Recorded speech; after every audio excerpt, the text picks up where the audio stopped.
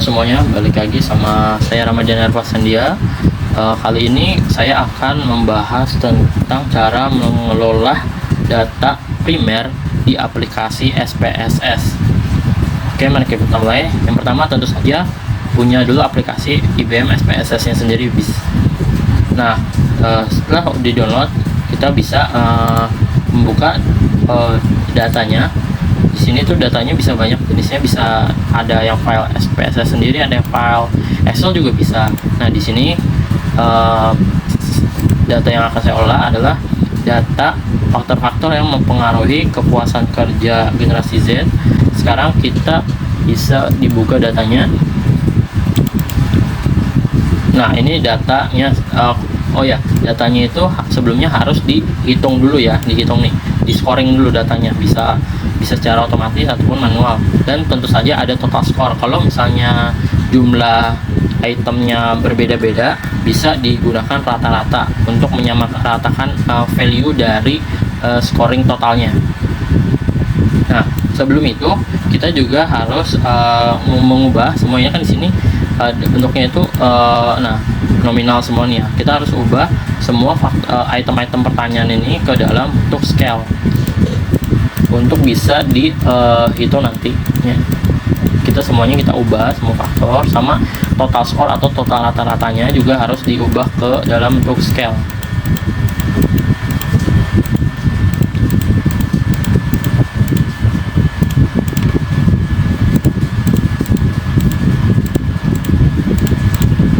Jangan sampai ada yang terlewat ya.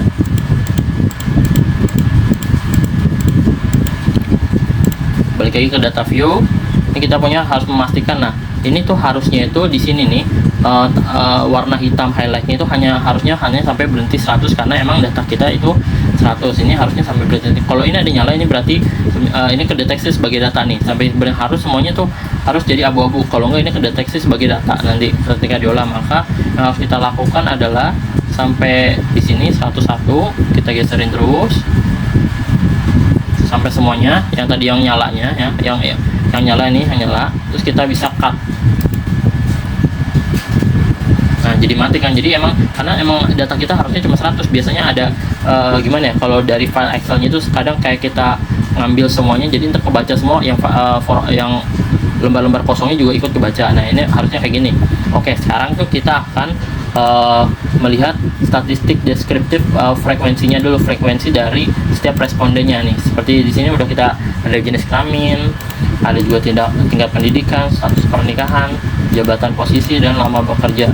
Di sini kita bisa membuka di sini, kita cari min mode, nah semuanya maksimum minimum juga boleh. Oke, kita klik oke. Lalu di sini kita klik oke. Nah, bisa dilihat ini data yang validnya ada 100. Kalau tadi kita nggak nge-cut yang tadi nyala, mungkin bisa lebih dari itu. Nah, ini 100 data yang valid. Oke, di jenis kelamin ada 49 yang menjawab laki-laki, 7 orang tidak memilih tidak menjawab, 44 memilih menjawab perempuan. Bisa dilihat juga nih di tingkat pendidikan terakhir rata-rata ada di 76 orang ada di SMA. Lalu di status pernikahan rata-rata belum menikah dengan frekuensi 75. Untuk di jabatan atau posisi rata-rata itu ada di bagian pramusaja atau pelayan. Lalu ada barista dan juru masak, ini sekitaran 20-an. Lalu dari lamanya bekerja, mayoritas responden ini menjawab berada di kisaran 1-3 tahun dengan 47 hasil, frekuensinya 47. Oke, sekarang kita akan lanjut ke analisis uji validitas data, analisis teknik hasil. Selanjutnya kita akan lanjut dengan menguji kualitas data dengan validitas dan reliabilitas. Pertama adalah validitas. Kita bisa di sini dikorelasi, bivariate, kita pencet. Nah, untuk menghitung validitas kita harus masukkan setiap item-itemnya. Nih misalnya ini faktor finansial yang aku lambangin karena ekonomi. Terus selain itu, selain item-item dari pertanyaannya, kita juga harus masukin total skornya atau rata-ratanya. Nah, di sini udah seperti ini. Lalu kita pencet OK. Nah, ini adalah hasil dari validitas faktor finansial yang kita punya nih, ada di sini nih semua hasilnya. Kita ulangin ke semuanya, ke semua variabel kita, termasuk variabel Y-nya.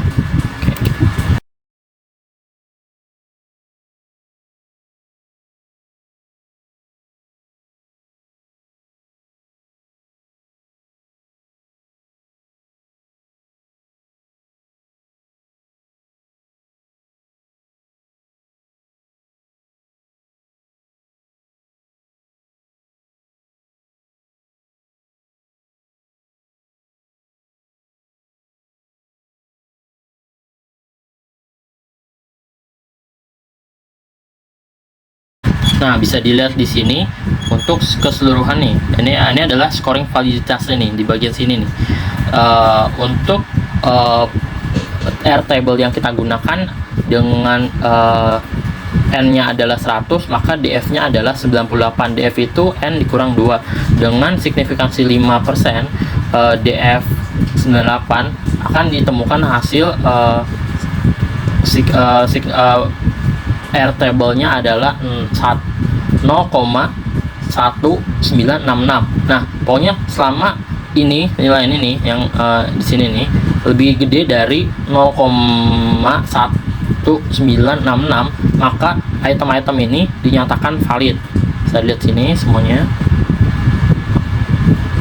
Dengan kata lain, semua item dari variabel finansial, variabel fisiologis, variabel sosial, dan variabel psikologis serta variabel kepuasan kerja semuanya dinyatakan valid. Oh ya, kalau ada yang nanya, ini bintang ini dari data awal ini adalah bisa dikatakan pertanyaan unfavorable atau yang di reverse scoring, yang pertanyaannya berkebalikan dari pertanyaan mayoritas. Oke. Lalu selanjutnya kita akan mengukur reliabilitas. Balik lagi ke sini ke analyze. Di sini kita ke scale, yaitu reliability analysis. Nah, di sini yang kita masukin skor dari item-itemnya nih, item-item ini ya. Item-item masing-masing kita masukin lagi seperti tadi.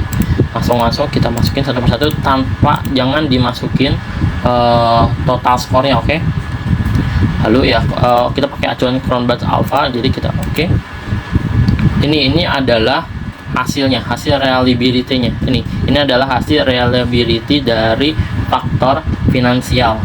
Kita ulangi semua ke faktor yang variabel yang lain.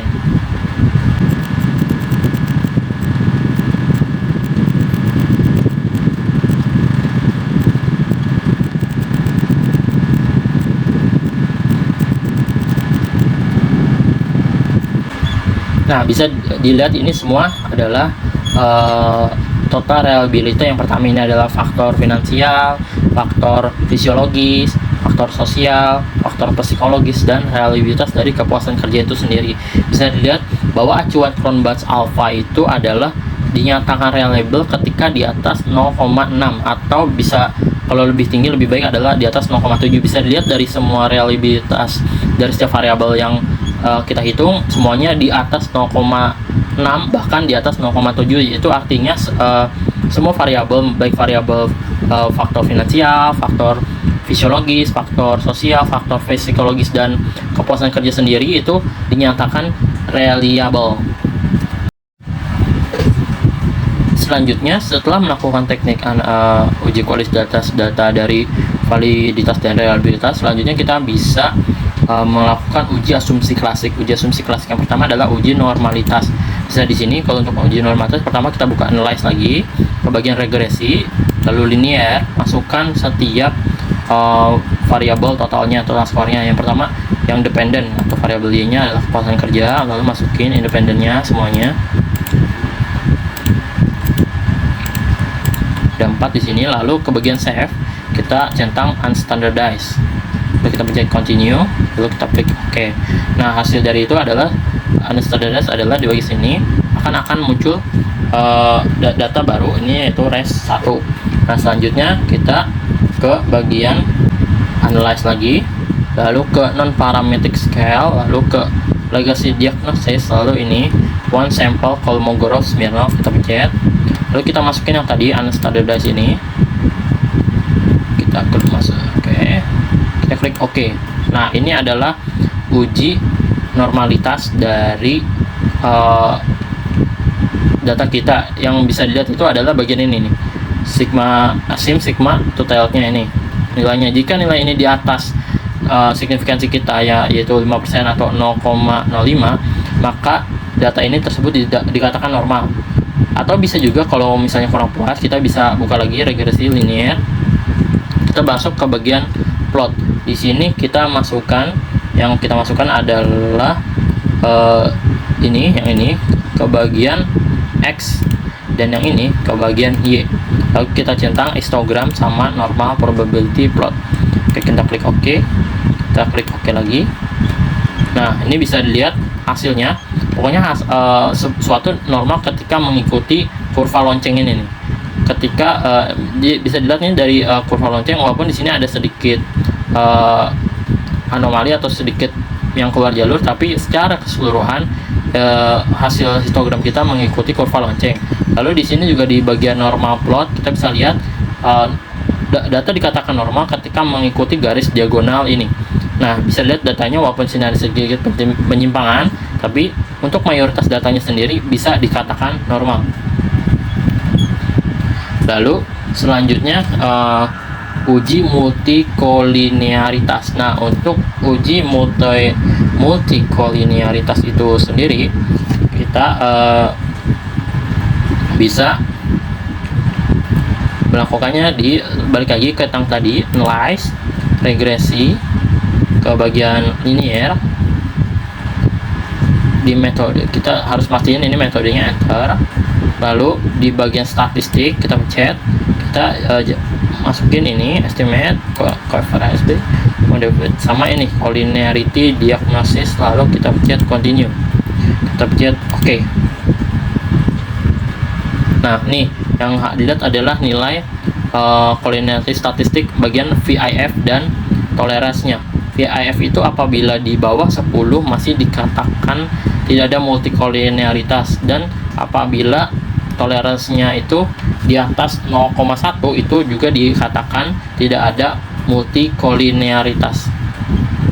Jadi secara keseluruhan data yang kita teliti ini, faktor finansial, fisiologi sosial, psikologi, tidak ada multikolinearitas.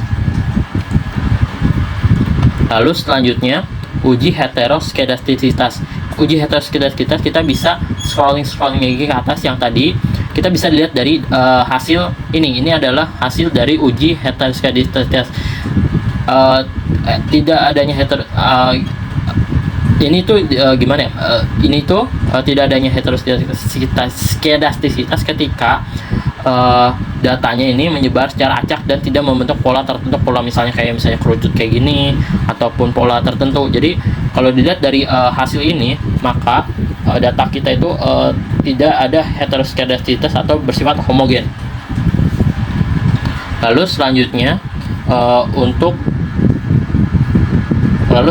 uji autokorelasi. Nah, sebenarnya uji autokorelasi ini sendiri tidak diwajibkan untuk data Premier, tapi tidak ada salahnya kita ikut menghitung data autokorelasi ini. Nah, yang pertama harus dilakukan balik lagi seperti tadi, analyze, lalu kita ke regresi linear. Terus di bagian yang tadi statistik, kita centang Durbin Watson. Ini adalah biasanya yang pakai. Lalu kita klik OK. Yang bisa dilihat di sini nilai Durbin Watson itu adalah ketika mendekati 2 artinya tidak ada autokorelasi. Ketika mendekati 0 terjadi autokorelasi negatif. Ketika mendekati 4 ada autokorelasi positif. Di sini bisa lihat data Durbin Watsonnya adalah 1,737, artinya mendekati 2 maka dapat dinyatakan tidak ada autokorelasi. Nah, selain itu di bagian sini kita bisa lihat ada nilai R-square, adjusted R-square. Ini artinya nih bisa dikatakan bahwa model kita ini 68,3% ini dapat menjelaskan variabel Y, artinya faktor finansial, faktor fisiologis, faktor sosial, faktor psikologis bisa menjelaskan mempengaruhi kepuasan kerja itu sebanyak 68,3%, dan sisanya itu ya faktor-faktor yang di luar yang tidak diteliti oleh kita.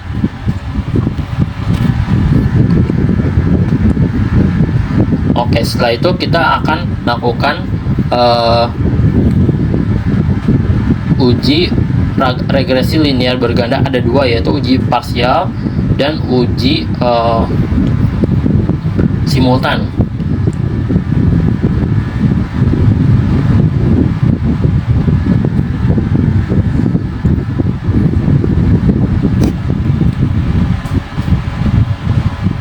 Sama seperti tadi, analyze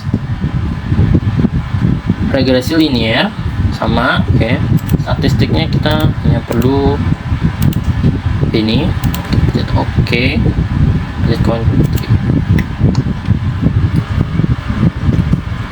nah untuk uji ini bisa lihat di sini, ini adalah uji parsial. Hasil dari uji parsialnya yang harus kita lihat adalah nilai signifikansinya nih. Bagian sini, ketika nilai signifikansinya lebih rendah dari signifikansi aturan kita, yaitu 0,05, maka variabel-variabel itu secara signifikan mempengaruhi kepuasan kerja.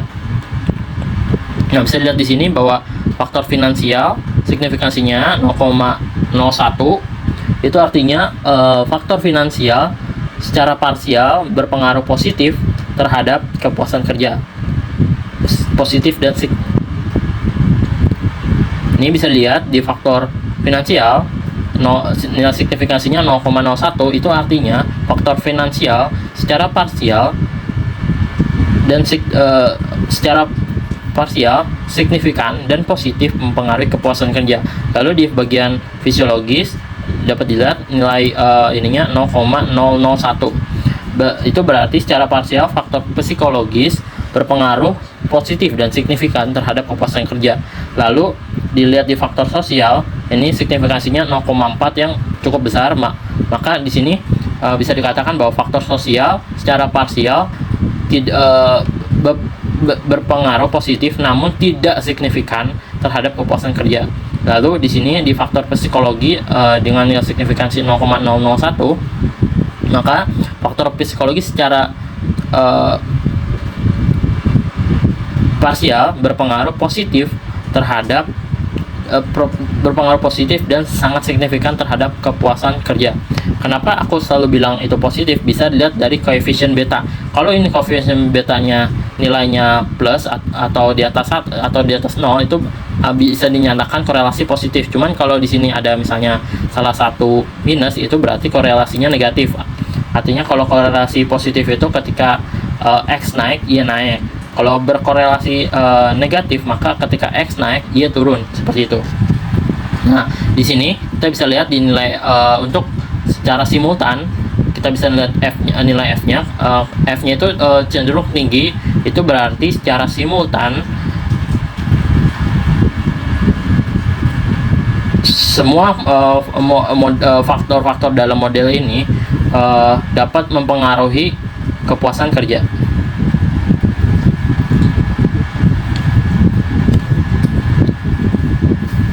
Dan dapat dilihat juga di nilai sini koefisien beta bahwa yang tertinggi adalah 0,346 dari bagian faktor psikologi. Itu artinya faktor yang paling berpengaruh ketika kepuasan kerja itu naik ketika skor kepuasan kerja naik, maka faktor yang paling ikut naik adalah faktor psikologis juga. Sekian adalah penjelasan dari saya tentang bagaimana cara menggunakan SPSS untuk melakukan analisis regresi linear terhadap data primer. Semoga ini bisa membantu kalian. Maaf jika ada kekurangan. Kurang lebihnya mohon maaf. Sampai jumpa di next video. Bye.